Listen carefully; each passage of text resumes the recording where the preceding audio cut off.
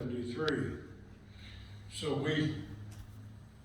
we knew of each other. She worked here and I worked there. But after a couple of years, we met, okay? A bunch of us used to go down after work to a place called Joe's in Collierville and have a beer and talk and carry on. And it was 1976, the election, Carter. And we got into a hot discussion about who's going to be the election. She took Carter and I took the other guy, and the loser was to buy dinner. So a few weeks or months after that, I can't remember when, because she worked days and I worked nights. I was coming in the plant one day, and she met me at the door and said, "When are you going to take me to dinner?" And I said, "Well, it just so happens that I'm not working this Saturday night. I work weekends at another job." And so I picked her up, and we went to a nice place there in Memphis. Railroad cars. They had a big, nice diner there. And we went and had dinner, a long dinner. We talked about everything. It's unbelievable how much we covered in that short period of time. But I had been divorced for a couple of years, and I had taken a second job as managing a super submarine sandwich shop, and to keep me off the streets and out of trouble. And it did. And Betty would come over there with a girlfriend and eat at different times, and because I worked all the time. So we met a few times like that. And then one Saturday morning early, she called me. I was renting a room. She called me and said, would I go rent a U-Haul truck and come help her move? I said, yeah, I guess so. And so she had rented an apartment from a Cascade, an apartment complex that my ex-wife was running. And we moved in there. She moved in there.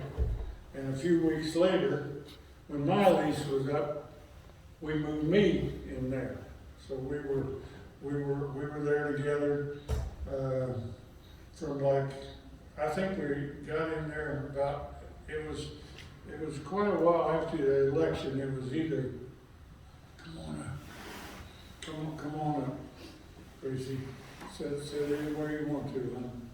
And so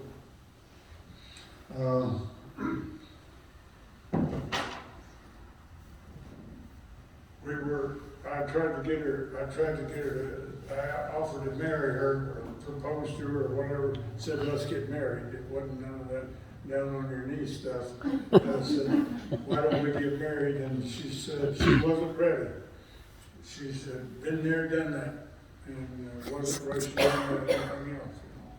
So that went on for, I don't know, weeks or months. And one morning going to work, at this particular time, Carrier didn't have a second shift, so I was working the same shift she was. So we were riding to work together, and we were going down Winchester. A lot of people here know what Winchester was. Yes. But at that time, part of it was even gravel. And on the way to work, out of the blue, she said, if we're going to get married, where would you like it to be? I said, well, it was out of the blue, so I didn't have one right there, you know. So we picked a chapel over on Main Street there, and I don't even remember what the street was. But kind of, I don't know if that was in November or what, but we got it. She started getting everything ready, and my boss at the time was David Thompson, and I talked to him yesterday, and I didn't know it, but she had gone into him, you know how she was. She went in there and said, will you be Mike's best man at the wedding? And he said, sure. So she come back and told me who my best man was going to be. We got married at the chapel over on Poplar. There's a little I can't remember the name of it, but when we got there was snow on the ground and it was cold. And it was a little chapel, and their heater had gone out, so it was chilly in there. And some of you were there, 2 or 3 people here were there, and we were married that day, which was December the 28th, 1977, which was 45 years ago yesterday. So, but we made a good life together. We both were workers. At that particular time, one of those times, there wasn't a second shift, so we were riding back and forth, as I said. And of an evening for exercise, we would walk around the block like people do, you know. That's the only time in my life I ever walked around the block. But we would go around this one corner, and the grass was high, and the for sale sign was there. And I said, nobody going to buy that place, the grass is too high, you know. I said that 3 times, and the 3rd time she said, well, why don't you just call them up and tell them you'll cut it? I said, I believe I will. And that started to a long business that we did after we were working. Sometimes we did 9 yards a day on a Saturday. And if it rained, that really screwed the thing up, you know. But at one point, we were mowing 33 yards a week. And she would run the mower, and at night her hands would be like this. They would cramp up, so we went to the doctor, and he looked at him and he said, what are you doing? And so she told him we were mowing yards, 33 a week.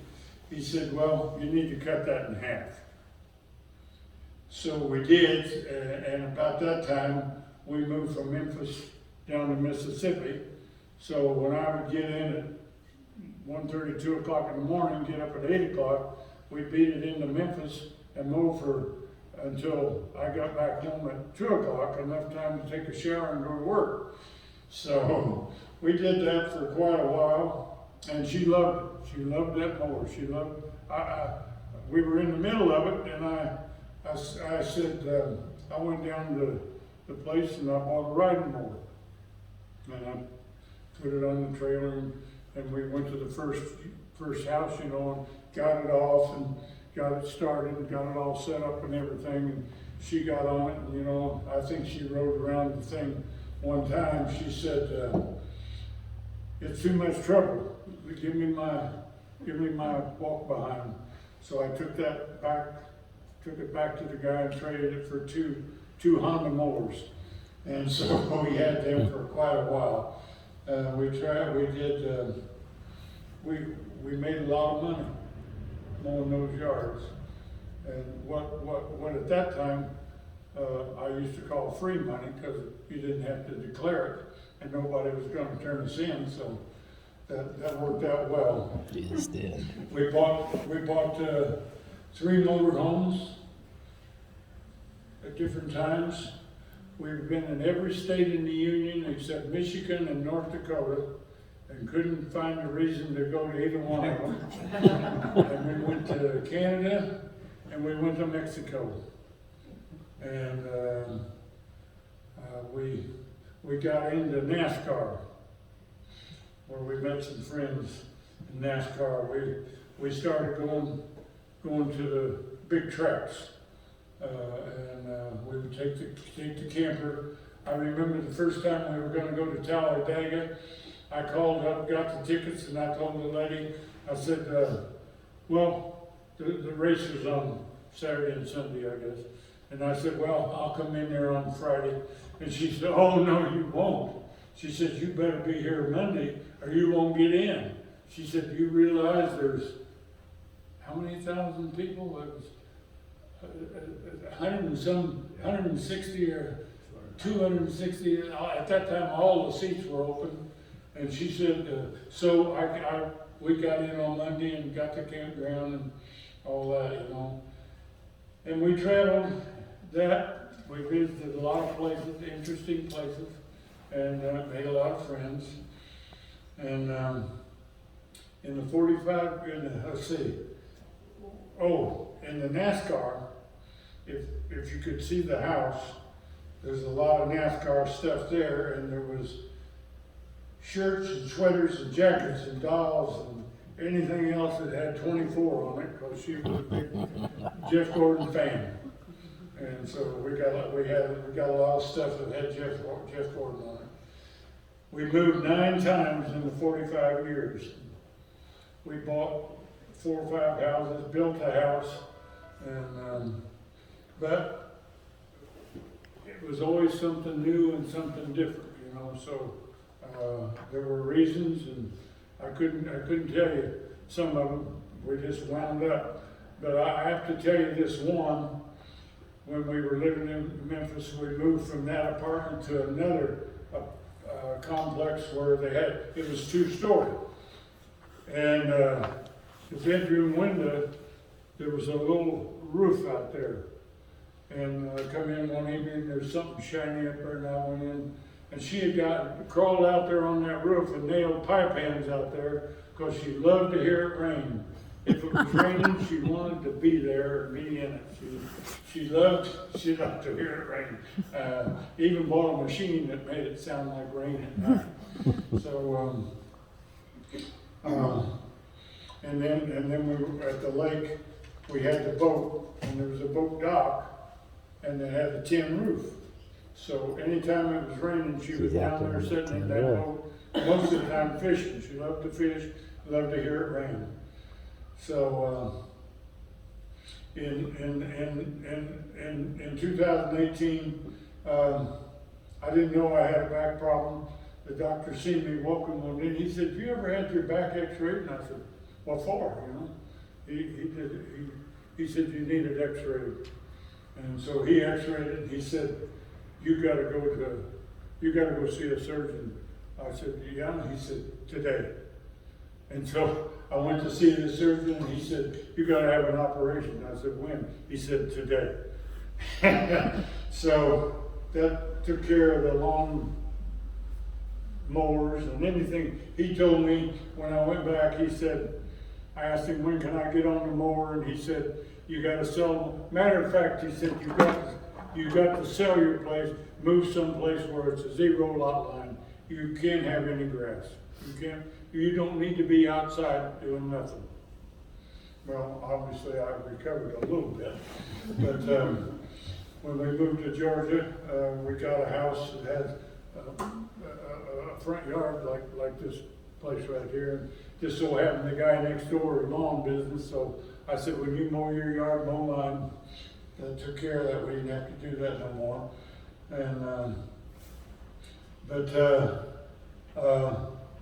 we had a nice place out here in Mississippi, 3 acres. And I had a lady, Marcia Taylor, who had sold 2 other houses of ours. I called her up.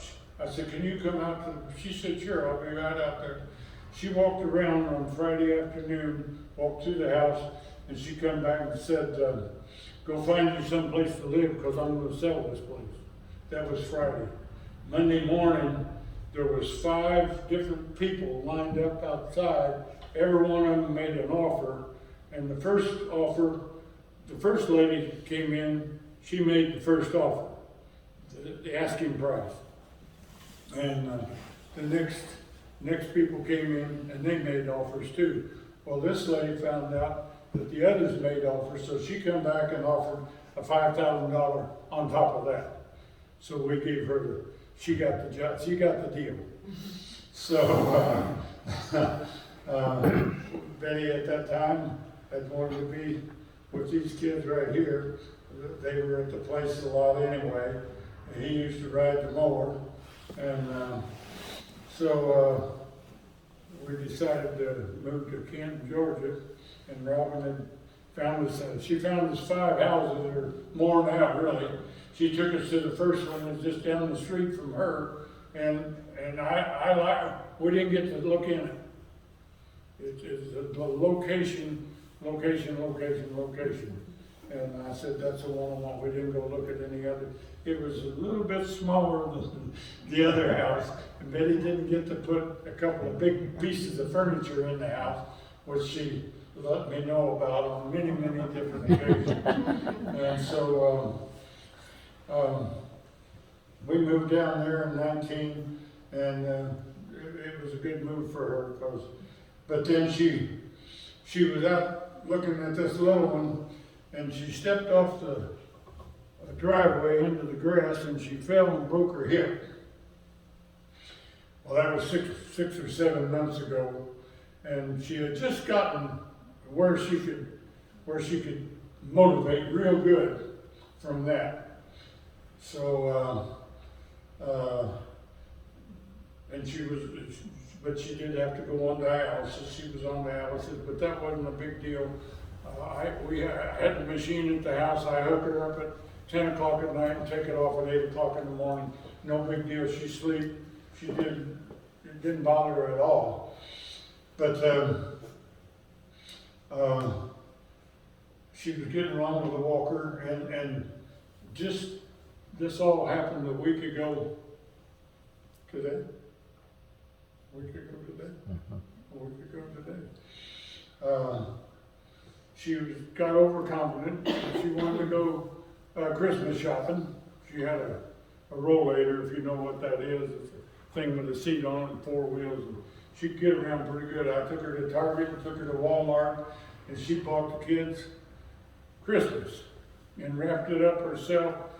We had a nice tree and all the decorations. She made sure the whole place was decorated. And then she was the week before this happened, she was doing really, really well. But she got real confident. And sometimes she'd be in the kitchen and I'd say, where's your rollator? And she said, well, I don't know. And be all the way back in the bathroom, you know. But she needed it. She didn't need it, but she needed it there if she did need it. So, that week ago Wednesday, she got up out of bed at 1:30 in the morning. She always said Mike, and I'd go around and take her hand and make sure she got straight up. Well, she climbed out by herself and slipped, and we had a small pedestal there like this. It's called an exercise thing that people step up on and step back to help her get in and out of bed.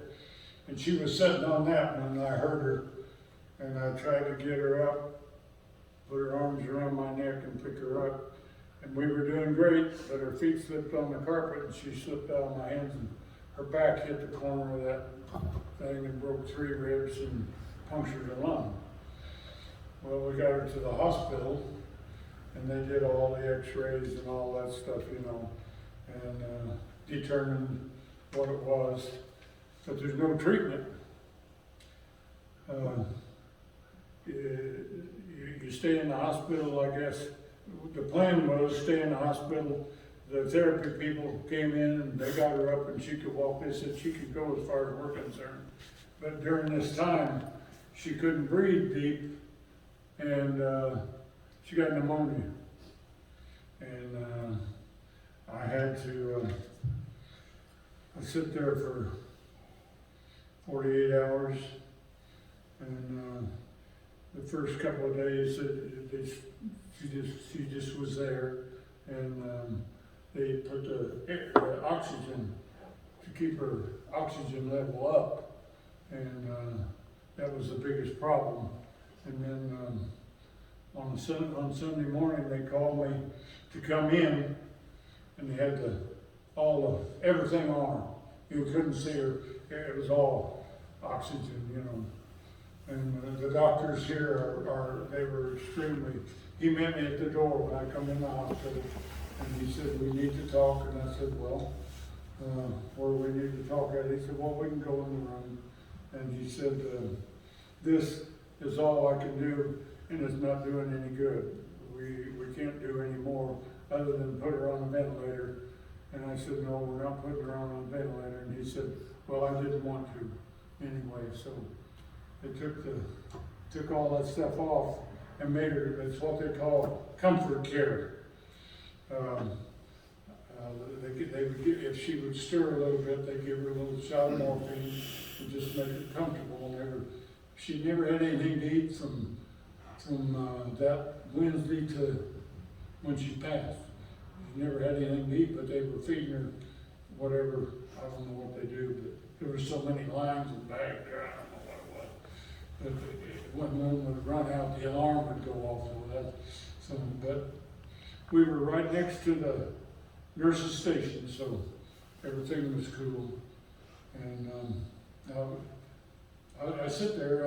I don't know when she didn't know. I don't know when she went from here to here. And that Monday morning, we were watching the meters, and I don't know if y'all want to hear this or not, but it does me good to talk about it. So we were watching this meter, and I'd been there, and I was tired. I needed some clean clothes. I told the nurse, I said, I need to go home for a little bit. She said, yes, you do. And she was extremely nice, and she said, I will call you.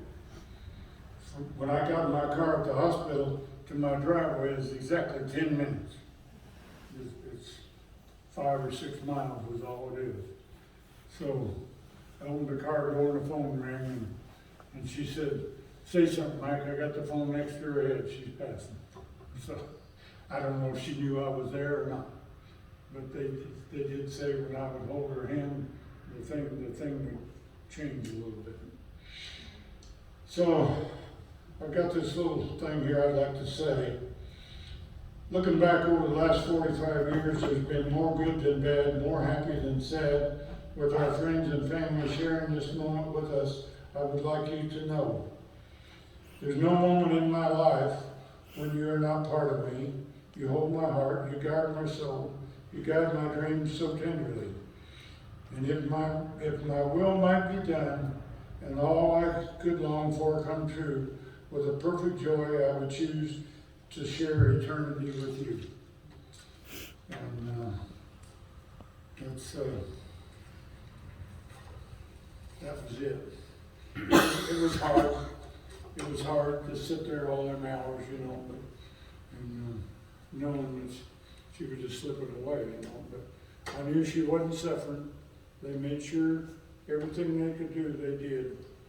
And it just so happened that they couldn't do any more.